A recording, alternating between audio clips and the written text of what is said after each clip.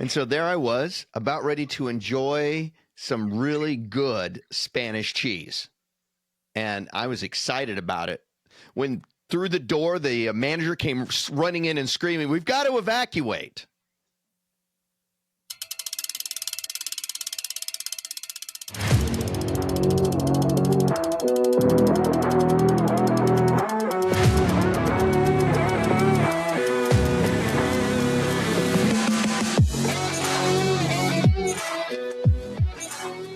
There's a kind of adventure you only find when you're not in a hurry. This is Road Adventures of Cycling Men of Leisure. Stories from the open road where routes are questionable, the stops are intentional, and leisure isn't a reward, it's the plan. If you're looking for speed, well, you're lost. But if you're looking for laid-back adventure, good stories, and even better company, welcome home. Ladies and gentlemen, boys and girls, welcome to Road Adventures of Cycling Men of Leisure. My name is Adam. I am lucky enough to be joined with my good friend, Mr. Michael Sharp, who was telling us a great story. Oh, yes. And let me tell you, I'll get back to that story in a little bit, but it was a funny situation, an enlightening situation, and just a lot of fun. But we'll talk about that later. How you been, buddy? Oh, man, I'm good. Guess where I was? I'm going to guess some conference somewhere because that seems to be where you've been the whole year. Ladies and gentlemen. Learning about the yellow standee line. Yes, sir. Yes, sir. It is a real thing, ladies and gentlemen. The federal yellow standee line.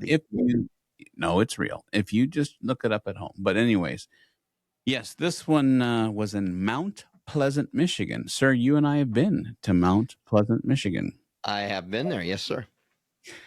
This was what they call, well, short term is RTMW. Now, what the heck does that mean? Rural Transit Managers Workshop. And so this was more of a state of Michigan. So other conferences I've been to have been, countrywide or nationwide, all kinds of different people from all kinds of places. This was more focused on just if you run a transportation in the state of Michigan. Some really wasn't an option, but I was at a conference. That's not a lie. But I am back. But I have to tell you a funny story. We were, of course, we usually finish a long day of listening to how there's no funds and how the funding is going away, which I don't blame you for not taking that bus driving job. And normally we find ourselves somewhere to have a little watering hole.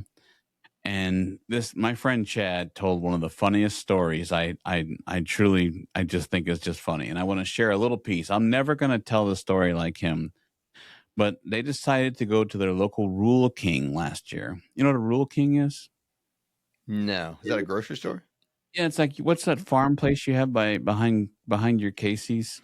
Oh, it's like a Tractor Supply or a Baumgart's is what we've got around here. And so you can go there and you can put in your order for chickens or chicks or whatever. It's the time of season. And so last year, he and his family decided they were going to get 100 chickens and raise the chickens. And he's got a young boy, and his young boy had named all the chickens. And this one chicken they named Jennifer. Well, it turned out Jennifer was not a female chicken. Jennifer happened to be a rooster later on. Well, he told some funny stories about Jennifer, and Jennifer happened to be a really mean, nasty rooster. and so, well, yeah, they named her Jennifer or named him Jennifer. That would take anybody off, wouldn't it? That's correct. So, as any good friend would do, the rest of the conference, we decided to find images online of roosters, and then we put like chain necklaces on it that said Jennifer, and we were sending them back and forth. But it was childish and stupid. But then so is conferences sometimes. But we had to. And this is how the taxpayers' money was spent. Hey! I'm a legend. So can't argue with a shirt, can we? No, look at that. For those of you on YouTube, my wife bought me a present. It says legend since April 1976. We'll get into that in a little bit. So thank you, Lauren, for the wonderful gift. So I wonder what happened in 1976. Nothing good, I'm quite sure. No. Oh, 76. Well, the big thing would have been the bicentennial. 1976 would have been United States bicentennial. So that's what's important about 76. That's what's that?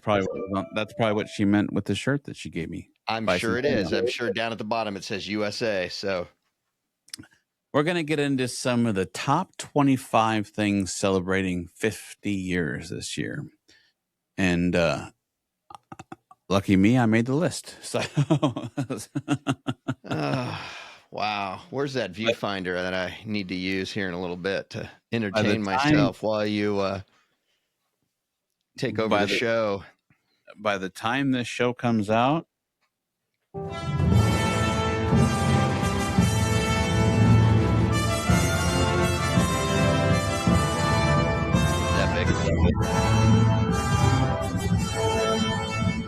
I will be 50. You're pretty happy about that, aren't you? It's all right. Things happen. Yeah. Anyways, welcome to 50. Things will start happening. Yes. Yeah. Things will start creaking that didn't make noise before. You'll have random things hurt that have never hurt before. That happened at 41 and 2, 3, 4. There's more to come. I know. That was just a preview. That's right. I got my shingle shots to look forward to. So, but I got to tell you, I'm excited. So last episode, we not teased, but we told people about a new feature we had, which is going to lead into one of our favorite segments, and it's Listener Spotlight. So we had someone actually use the fan mail. If you don't know what this is, cool. and when you were unable to use listen to the last episode, go back, listen to it. And on every podcast, in the notes down below, there's a little link that says fan mail. And if you would like to leave us a voice guess for a listener spotlight and or anything you want to just tell us, you can tell us, hey, good to hear you guys, whatever, we're here, we're thinking about you, whatever. We can actually play your voice. Now, I don't want to play the voice yet. So our teammate, good friend, and subscriber, Alex Bell, he was the first one to try it out. He did make a guess. Thank you, but Alex. I'm going to let you, absolutely, thank you. But I would like to let you read the clues first because I am ecstatic. We got 1, 2, 3, 4. Wait, yeah, 5. You got more than that. People. Oh yeah, 5. Thank you. 5 people so far that made guesses. Now I don't want to give it away. I'm going to let you give the clues first. Okay. But you either made it way too easy. There was a couple of big ones on this one that pretty much would have led most people down a certain road, or should have maybe led people down a certain road. I thought they were kind of giveaways, but apparently 5, 6, 7 people thought so. So here are the clues from last episode. The city was established after a treaty in the 1830s. It started as a center of trade. Alice Cooper, the rock singer, may or may not know something about this city. German settlers played a large part in the city's development. It could be said that this town was the original, the OG Blue Ribbon City. And this city is not San Juan, but one president did overcome adversity there. Perfect. Now, we got a lot of people guessing. Let me first play the Alex Bell clip. Okay. And By the way, if you do make a guess with fan mail and you don't want your voice on the show, just lead with that. Say, hey, I don't prefer this to happen. I don't. Please don't play this on the show. But if you don't want to hear that, that's no problem. But let me lead with that so I know for sure. But let me give you the Alex Bell clip here. Ready? Do it. Hey guys, this is Alex down in Georgia, trying out this new feature on fan mail. My guess for this episode's listener spotlight is Milwaukee, Wisconsin. Okay, so there's the voice. Hopefully, were you able to hear that pretty clearly, sir? I heard it. Perfect. Okay, so we also got. Let me come here. We also received our good friend Wade Paul, who is a regular person who of our community likes to guess. He said, "Listener spotlight is Milwaukee, Wisconsin." There's a reference to Theodore Roosevelt getting shot, but his speech in Glass's case caused the bullet to not be fatal. Fun fact, the speech was entitled Progressive Cause Greater Than Any Individual. And I'm pretty sure the blue ribbon is a reference to Pabst Blue Ribbon beer. Sorry about that. And let's see here. Then we got my cousin Mark. And he said it's definitely Milwaukee, Wisconsin. Do you remember our good friend from Ohio, Matt, who gave us a ride for our first brag and stored I our do. Absolutely. He says, listener spotlight, thank you for an easy one. Oh boy. Milwaukee, Wisconsin, established after a treaty in the 1830s. 1833 Treaty of Chicago, a Native American removal treaty, started as a center of the trade port city, incorporated in 1846. It could be said that this town was an original blue ribbon city, Pabst Blue Ribbon beer, also Miller and Schlitz. The city is not San Juan, but one president did overcome adversity here. Theodore Roosevelt survived an assassination attempt. Alice Cooper may or may not know something about this city's Wayne's World reference, with Alice describing a possible origin of the name. German settlers paid a large part of this city's development, like many in this area, arriving in distinct waves. Our good friend, Mr. Armando, he said, hey guys, sorry, it's been a while. Things have been a little hectic around here. Nothing bad, thankfully. Just listened to the latest episode, and I was listening to Clues. The Blue Ribbon reference screamed beer at me. We've enjoyed many a beer with Mr. We have indeed, yes. The Alice Cooper reference hit home, Wayne's World, so it's Milwaukee, or as explained and pronounced, Milwaukee, in the Allegan language. And the rest of it is not for the show, just as I said, if you don't want on the show. So the rest of it's not for the show. So it was just a message to us, sir. So, okay. So I believe I may have missed somebody, but I think I have all the guesses. Milwaukee, and lastly, but not least, Milwaukee. All right. The city for last episode's listener spotlight was Sheboygan. No, I'm kidding. That would have been funny if it was. No, I mean, it's Milwaukee. Which I think we all knew that at this point in time, because great job, everyone. Yes, it started as a trading center after a Native American removal treaty in the 1830s. Alice Cooper in Wayne's World explained to Wayne that Milwaukee translates to the good land in Algonquin, which is one of several ideas of how it got named. They can't pinpoint it down to the exact reason why it's called Milwaukee. German settlers came in three waves between 1845 and 1893. The Blue Ribbon, Pabst Blue Ribbon, and Schlitz breweries that was the home to both of them. I don't believe Schlitz is opened anymore, but and the city is not San Juan, which is a dead giveaway when we were talking about presidents, because that would be Theodore Roosevelt and there was an attempted assassination while he was in Milwaukee to give a speech, and the bullet was blocked. It didn't cause any major problems, and he went on to deliver that speech as we would expect Theodore Roosevelt to do. So there you have it. Thank you, listeners. One more thing. Yes? I'm sorry. Go ahead. Sorry. Oh, no, I was just going to say thank you, listeners from Milwaukee. Thank you, all listeners, but thank you for those who are from Milwaukee. And I do want to welcome a few new countries to our listenership. Welcome to our listeners from Syria, our listeners from Iraq, our listeners from Saudi Arabia, and our listeners from Palestine. Those are 4 new countries that people have started listening from. And I'm starting to wonder, I'm looking at all those countries and I know where they're located in the world. And it seems to me that maybe the conflict going over there is good for our show.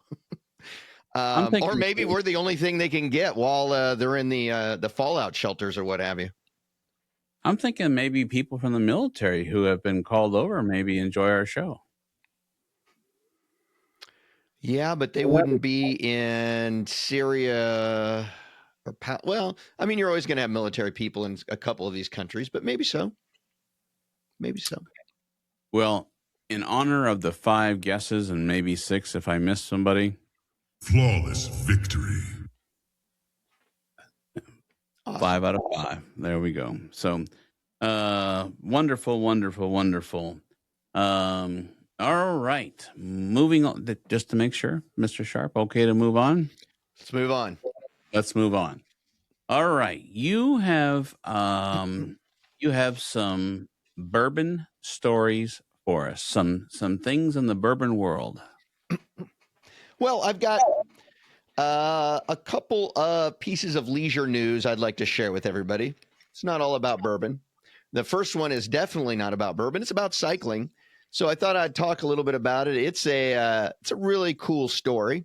So this story takes place in Fort Scott, Kansas, which is just right down the road south here. You've actually been through it when we went to the Pittsburgh ride.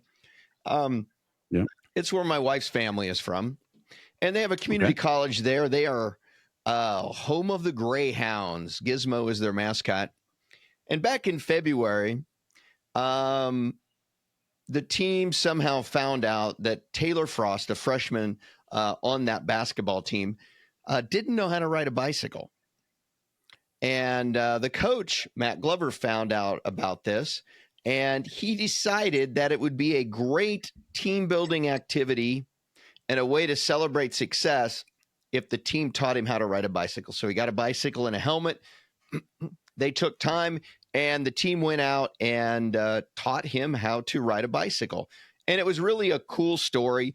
I know it went viral and it was on some of the big news things, but I just really thought that was cool how a basketball team utilized cycling as a way to, again, celebrate the success, do some team building, and do something other than, get off the court and do some things different. And they use bicycling for that. So I thought that was kind of cool.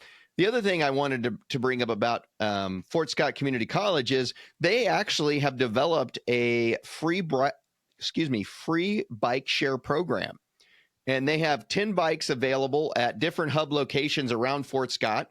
And you sign up for this and you can, if you're in one of those locations, they're not all on campus. And there's a bicycle out there. You can go take the bicycle and ride it to another location. So I thought that was kind of an innovative way of, getting around Fort Scott. It's not a huge city, definitely manageable on a bicycle, but I just thought that was cool as well. So you're careful. You're starting to sound like transportation. We talk about scooter share, bike share. Yeah, no, it's just a interesting thing. Let's not get me into a full blown transportation gig. A couple of other things. What's that? Wait a minute. I said a lot of turnover in transit. Wonder why. You were just talking about budget cuts. So, Another thing I wanted to bring up, I don't know if you've been watching the news lately, but one of the things that we enjoy doing as our listeners and viewers know is we enjoy a little bourbon and whiskey here and there after rides and such. Due to the economy and tariffs and things like that, and also the millennials are drinking less. So due to all those factors, the whiskey and the distilled spirits markets have really been decreasing, which for you and I is a good thing because now we're starting to find stuff on shelves that we haven't been able to find on shelves before. And the price is definitely going down. So it's a win for us. But there was a couple of stories that came through.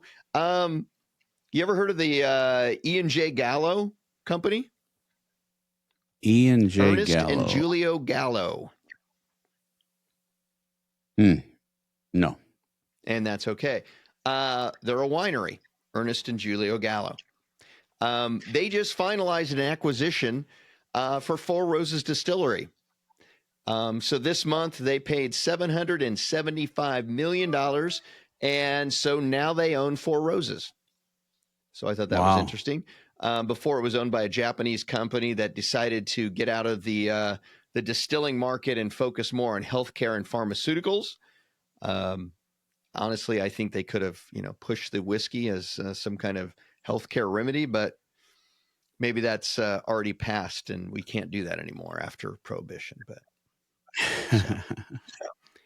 But they are planning a 100 proof whiskey to be coming out here shortly. And also, just to point out, Gallo also owns Horse Soldier, which I know you're familiar with. Yes, I do enjoy them. Normally, I would go back to my rack here, grab a bottle, yeah, you'd say, "This is it." No visual aids today, huh? No.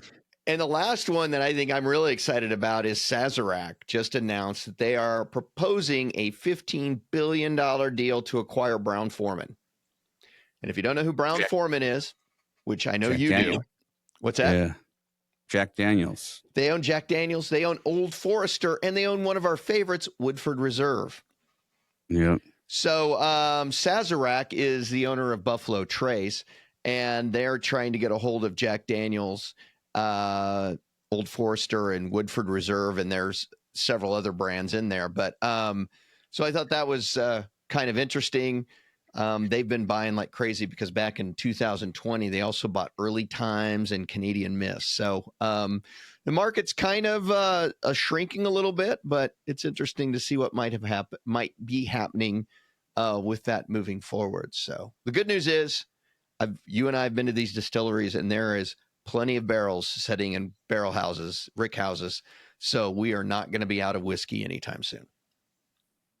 No, it's interesting that you talk about some of the availability because, I have made it my mission, and I truly believe if you are into bourbon or trying to get something special, make friends with your liquor manager, beverage manager, whatever your local store, depending if you're a state store or a grocery store or however you buy your liquor.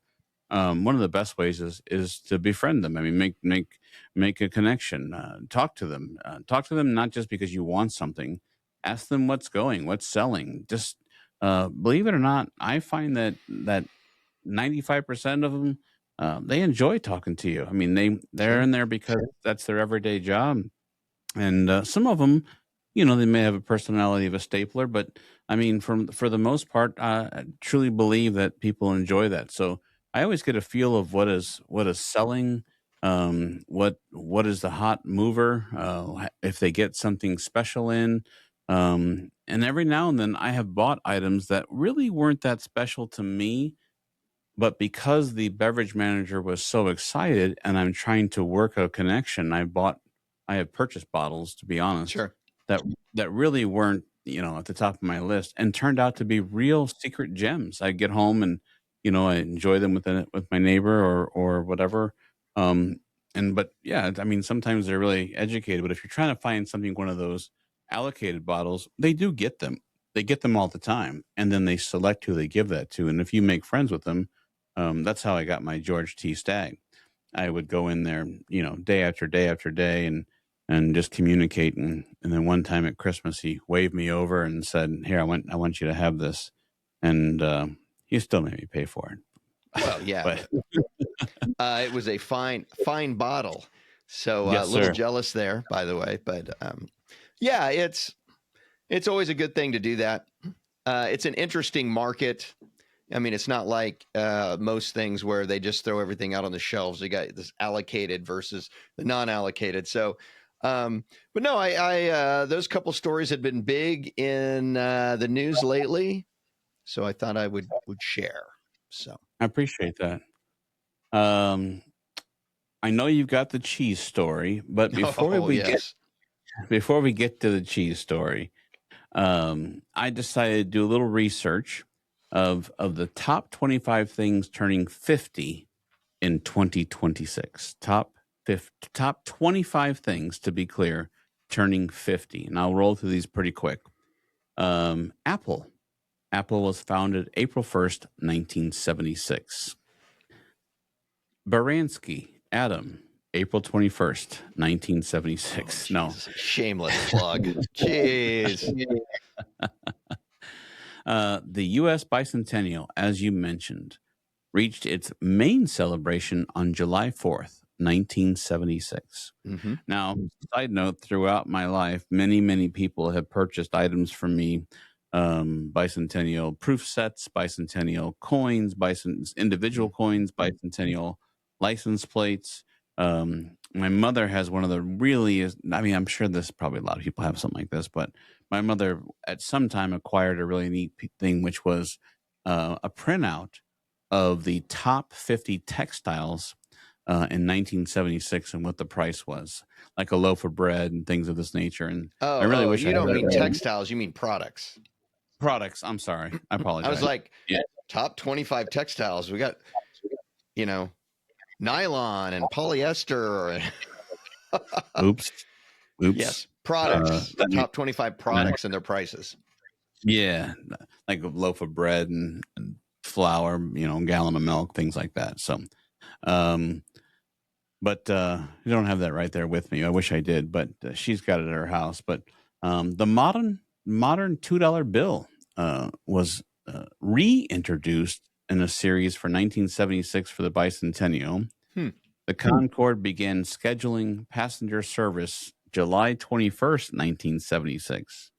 Ironically, my father actually got to fly on the Concorde when he was doing international. They needed him in Europe like yesterday, and he was able to fly on the Concorde. So now that's cool. Now he wasn't piloting it; he was just flying it to get to an airport that he needed to fly. Still, that's awesome. Yeah, he commuted and told me that in the front of the plane they had how fast they were going. There was a sign like Mach 3 or whatever. That's just scary as fast as those things fly or did fly. Viking 1 landed on Mars on July 20th, 1976. NASA publicly rolled out the Space Shuttle Enterprise on September 17th, 1976. Montreal Summer Olympics were held July 17th through August 1st. Jimmy Carter won the 1976 U.S. presidential election. Black History Month was officially recognized for the presidential level in 1976 under Gerald Ford. The Muppet Show, my favorite, is Animal. I used to be a drummer and loved Animal going a little crazy. It may or may not have been why I went to military school. But it debuted in 1976 and ran through 1981. Rocky was released in 1976 and later won Best Picture. Taxi Driver was released in 1976. Network came out in 1976 and became one of the defining media satires ever made. The movie Carrie hit theaters in 1976. All the presidents. Stephen King about the car? Yes. Yep. Okay. All the President's Men, 1976. The Eagles, Hotel California, arrived in 1976. I would sing it for you, but people probably are driving, and we don't want them to. Stevie Wonder's song In the Key of Life Anne Rice's interview with the vampire was published in 1976. Now listen to this. VHS was introduced by JVC in 1976, kicking off a format war it eventually won. Do you remember Divx? Divx was those one-time play DVDs. You rented it and it only played one time, and like you better not fall asleep. Yeah, So, I remember the VHS and what was it, Beta?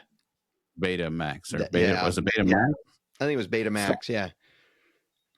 Atari's Breakout was released in 1976. The first recognized Legionnaire's disease outbreak in Philadelphia in July of 1976. Vietnam was formally unified as a Socialist Republic of Vietnam. And the first Son of Sam attack was in New York City in 1976. So there we go, in honor of my special birthday, where things are going to slowly go downhill now. We're on the downhill side now. Yeah. I thought I'd give you a little play-by-play. So very cool. Well, tell us about some cheese, my friend. I mean, you got me intrigued now. Yeah, the cheese, the evacuation. Here's the whole story. This is how it went down. My wife attended high school, as many of us did, with a foreign exchange student. At some point in time, there was a foreign exchange student. Probably not in military school, but if you went to a public high school, a lot of times, one of your 4 years, there was a foreign exchange student. In fact, my wife and I hosted a foreign exchange student several years ago. And his name was Alberto. She came from a little high school down here, actually not too far from Fort Scott. And I mean, I think there's like 35 kids in her graduating class, but not a big school. But Alberto, when he was from Spain, well, he recently decided he wanted to come back, see the school, see the town, and try to get together with some of his fellow classmates. So he put together and made all these arrangements, and they decided to have a get together, and they had it actually here in Lewisburg up at our steakhouse. They have a special event room or whatever. And so I went with her, and this guy, I got to say, very high energy. He's one of those people that is just fun to listen to because he's just high energy and very exuberant and just, full of life. Very interesting guy. After high school, he went back to Spain, and he is now the CEO of a company called Queso Sierra de let me see if I know how to pronounce Queso Sierra de la Baruna. I'm probably slaughtering that, but that is the name of this cheese company. And they make artisanal cheeses out of sheep milk and goat milk. And it was just really, really interesting because he brought some of different maturities, different ages, and let us try. And it was really, really a unique experience. So he had sliced some up there and was passing it around, and we were all trying it.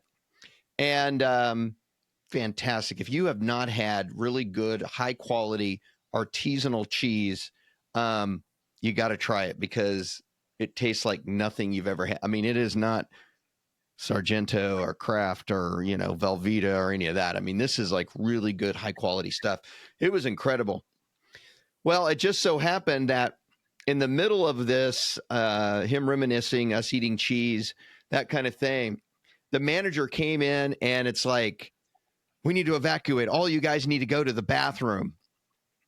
The sirens started going off, and there was a tornado heading our way. So then we all had to evacuate out the room and hang out in the safest room in the building, which apparently is the bathroom. And so we were in there for probably 10 minutes. We came back out. We started eating again, and we ordered dinner. And 20 minutes later, she came back in. It's like, we got to go back in. So then we wound up going back in for, 20 more minutes. So I spent a lot of time in the bathroom, just hanging out that night because tornadoes were coming through the area. In fact, one hit Hillsdale, which is a town probably, 15 minutes away from us, and did quite a bit of damage. But it was really, really an interesting experience to, talk with this guy and find out a little bit about the cheese and that type of thing. And so I did a little bit of, thought I'd provide you with a little bit of cheese information. Okay. I've tried it. I This loved it. sounds- Did this you sounds know? cheesy. What's that? This sounds cheesy. Oh, this is good. This is good. Cheese is over 7,000 years old. Wow. I mean, it's old. Cheese does a 10-to-1 ratio where it takes approximately 10 pounds of milk to produce 1 pound of cheese. Wow. And then it's a lot of science involved. In fact, you could appreciate this because this will sound very familiar to you. Obviously it's got a flavor profile and a texture profile. It's all done with a scientific process with microbes, which are cultures, which turn lactose into lactic acid. And as it ages, the lactose is consumed. And so actually aged cheese, even if you're lactose intolerant, you can eat it because the lactose is gone. As cheese ages, it gets a bit crunchy, like crunchy bits, kind of crystalline.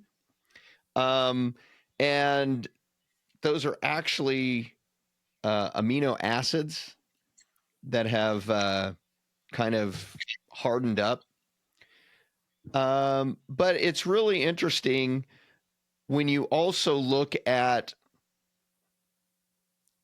the cheese process, because they age cheese. And they age cheese for the purpose of transforming flavors and textures, creating a product with personality. And when I started looking into this, it's like, that sounds very familiar. The aging process. Why do they age whiskey? Because they want to give it, they want to transform the flavors and the texture, and they want to create a product that you can't just create by adding, brown dye to it, or you can't just get after it comes out of the still. It's got to age and that type of thing. So it was really an interesting evening. I really enjoyed meeting Alberto. If you have not tried Spanish cheese, or certainly artisanal cheese, give it a try. I would highly suggest it. But as I was eating it and, smelling it and tasting it, I kind of felt like we were at a whiskey tasting. That's pretty cool. Really taste it, the flavor, that type of thing. In fact, Alberto, if you happen to come across this or listen to this, you need to look at pairing your cheeses, not just with wine and things, but pair them with whiskey, because I think it would be really, really cool. And I think you could get some interesting pairings with whiskey and cheese. So, but we survived. After the second time, they were kind of like, let's hurry up so everybody can go home. But survived just one of the many rounds of horrible weather we've been having out here in the Midwest. So there is my cheese story. You have definitely been having some weather out there. The other day at my conference, I received a text message, and it was a radar picture. And I was like, what am I looking at? And I happened to see payola in the picture. And I zoomed up, and my friend Jeff, who loves the weather, had sent me a picture of your area and what was going on. So you guys had a little touchdown recently. So had a lot of them right around our area, not just to Hillsdale, but we also had them down south. And my wife works at nights about 45 minutes away in a small community hospital in the town that she works in. had a lot of damage, roof ripped off of a church, things like that. So, and unfortunately, according to the weather forecasters, we're supposed to have some more rounds tomorrow. So let's hope everyone stays nice and safe. Oh, I will think positive thoughts for you. While you were telling us about the cheese, it made me think of something leisure in cheese, like a charcuterie board. And I thought, just for fun, I would look at what every charcuterie board should have. I wanted to go right along. I like it. So the charcuterie board should have sharp cheddar, which is a crowd pleaser, great with salami and crackers. They recommend Gouda, which is creamy, slightly sweet, easy to pair. They recommend some brie, which is soft and rich, nice with a prosciutto or fruit. I'm hoping I'm pronouncing this correct. Manchego, firm, buttery, excellent with charzero. Charzero, I'm probably blowing that. Chorizo. Chorizo. Sure. That's what it's sausage. It's like a spicy Portuguese sausage. That makes sense. Now that you say that. Blue cheese, bold option for people who want something stronger. Parmesan or aged Asiago, which is a salty, nutty, and great in chunks. Goat cheese, tangy, good with honey or jam. And Harvati, mild and creamy, very approachable. And so that's what every charcuterie board should have. So I just thought... I like that. That's very interesting. It's interesting that as cheese ages, it gets harder. So you'll notice that when you're having a piece of like cheese, like the inner stuff will be soft, and as you get out to the outside, it gets harder. But one thing I would say on your charcuterie board is get good quality cheese. I'd never really thought about it. I mean, I'm a cheese guy, I just like cheese. But once I've eaten like really good cheese, I'm like, oh, there's a big difference. So, yeah, for sure. For meats, they recommend salami, prosciutto, and summer sausage, almonds, honey, some jams, higher end jams. It says higher end jams. So, Smuckers won't do it. I guess Smuckers is out. So, one of my beverages, the liquor, it's actually a grocery store, but they have a whole beverage center. Right as you pass the beverage, they always have like fancy cheeses, and sometimes there's pre-made charcuterie boards, but I understand those are kind of taboo. Those are like, come on, put them together yourself.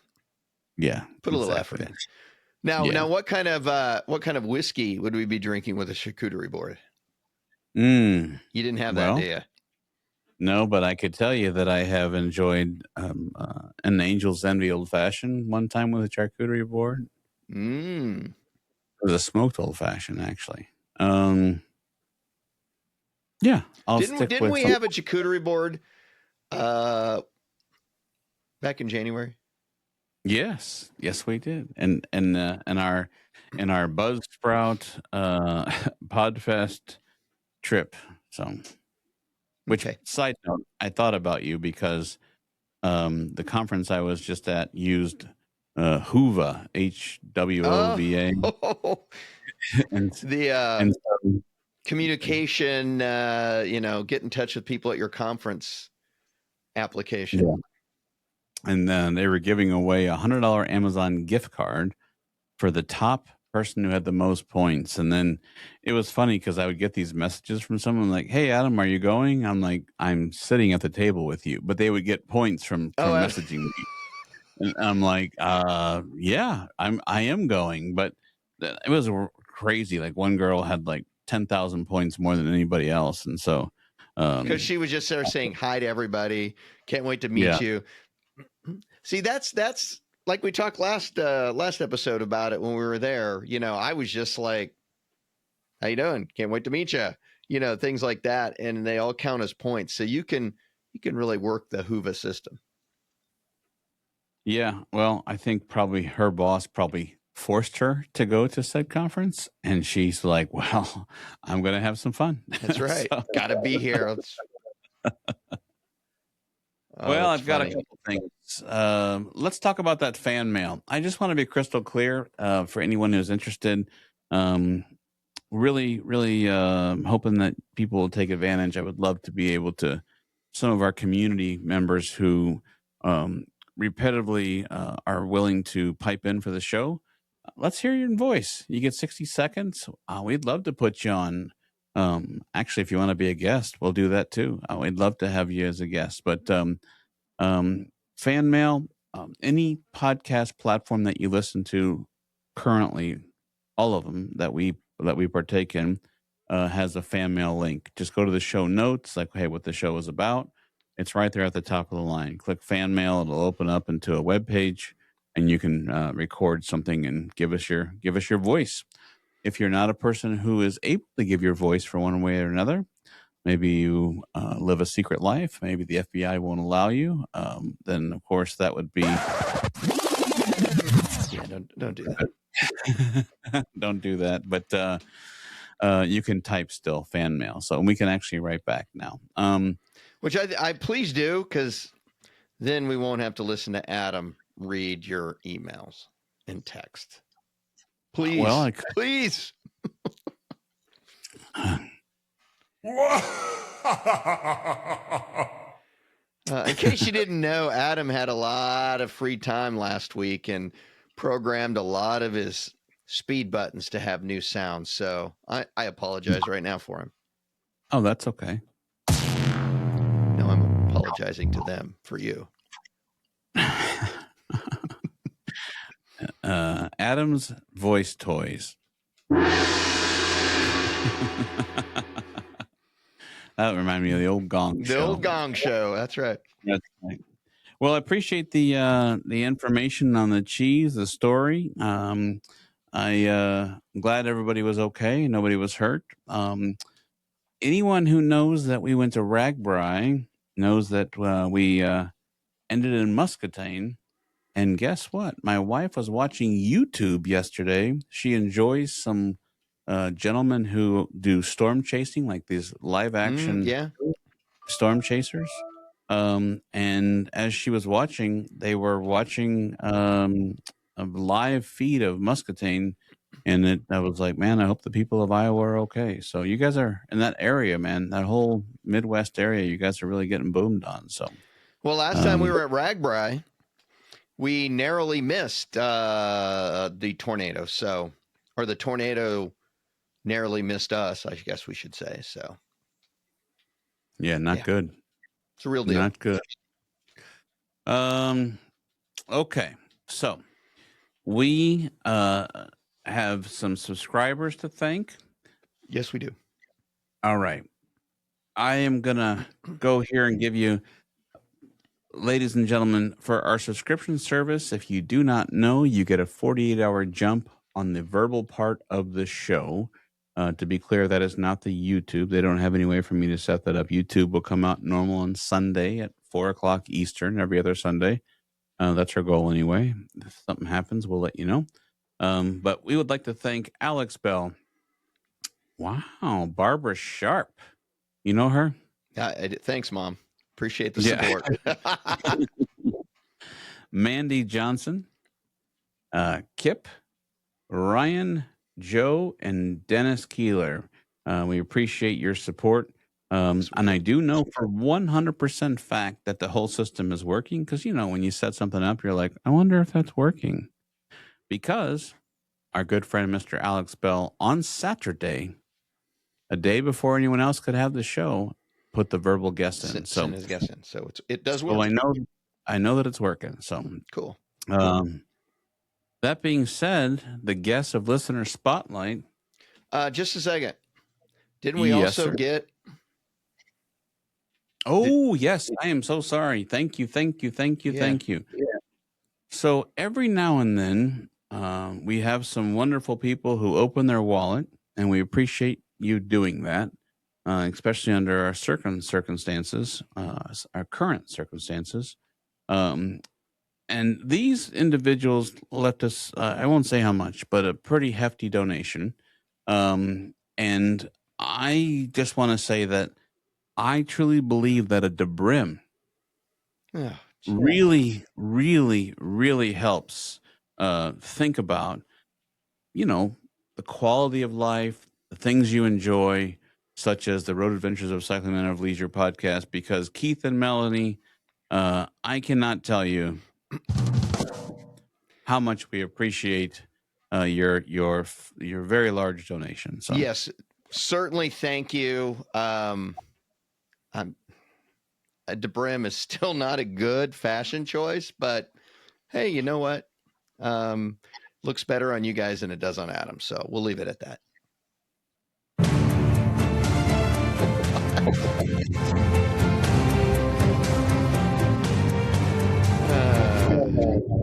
ladies and gentlemen, we thank Keith and Melanie.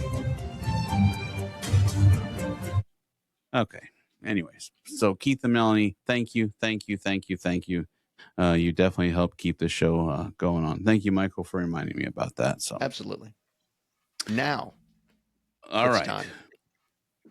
Ladies and gentlemen, it is my honor to introduce my good friend, Mr. Michael Sharp, to give us the listener spotlight.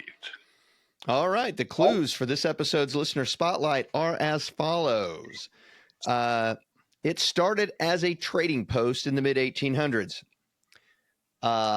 This town is named after another town in the United States. I'm not saying it has the same name. What I'm saying is it was literally named after another town. We're naming it because we like this other town, apparently. The town takes balloons seriously. People who like baked goods should spend some extra time here. And it could be said that this town is electrifying. Now, No Alice Cooper, no San Juan Hill. This one's probably a little tougher than the last one. You want me to give you another clue? Yes. I will guarantee you Adam has never been to this town.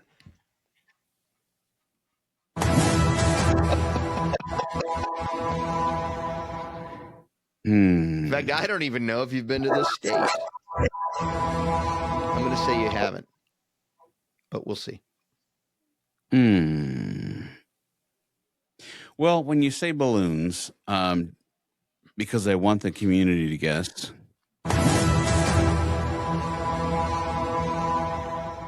I want to say it's like New Mexico or Nevada area or something like that. New Mexico. Because they're the only ones that have balloons? No, but they have I think it's the largest balloon fest, right? Santa Fe, or is it Albuquerque? Santa Fe Balloon Festival, if I remember correctly. Yeah, they have a big balloon festival down there. But this town takes balloons seriously, so we'll see. Well, let me tell you something. When I go to work tomorrow and I tell Jeff that balloon and the town and taking it serious, he will put a guess in. I guarantee it. Okay. He could teach me everything about hot air balloons. We are talking about hot air balloons, right? The guess or the clue is this town takes balloons seriously.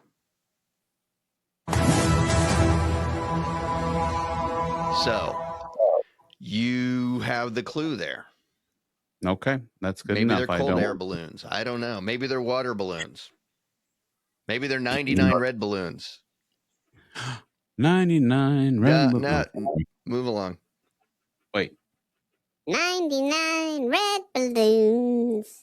Okay, never mind. This is why children should never be left unattended around electronics. Hey, you remember our FBI story, how we went to Disney 2 years ago? And the FBI will be knocking at the door any minute, and then the housekeeper knocked on the door. FBI, open up! So as I was setting up all my things, I found this clip, and it reminded me. So we were, for those of you who don't know, we were recording the show, and we made a joke that because we had lights and cameras and wood clamps clamping all the equipment to this one of those coffee tables that you can raise and lower. That's on like a spring level thing. And we made a joke that any minute the FBI is going to be here. And so when I found this clip, FBI, open up! Maybe. But it was. I mean, it was recorded. It was. We could not have staged it any better. As soon as we said the FBI will be knocking any time, the guy from had to do a visual check of our room. Is like, oh, there's the FBI. I mean, we couldn't have staged that any better if we'd have tried. No, it was definitely interesting. So I'm sure he walked in, went home to his family, and was like, I don't know what them boys were doing. I visually looked around real quick. There was no one dead. There was no one dying. I saw no drugs, no weapons. I just left very quickly. I'm leaving. Well, listen, I've got something to play us out here a little bit. Had to change a little of the way we're doing things with the Apple podcast being video as well as audio. You get your choice. If anyone has 26.4 or higher on the iOS, you can watch us if you choose to on Apple Podcast. You now can watch us on YouTube and Apple Podcast. You have to have 26.4 or higher. But if you go there, you can choose to turn the video on or off. So you get kind of you get your own choice. I mean, it's just like we'd like to give choices. So had to change a little bit of things. But before I do that, I just wanted to make sure, did you have any closing thoughts for us today, sir? I don't. But thanks for giving me the opportunity. Absolutely. Well, let me tell you something. Besides the weather that you're having and besides the rain that we've been having here, I'm sure somewhere, somehow, it's a great day for a bike ride. It is a great day for a bike ride.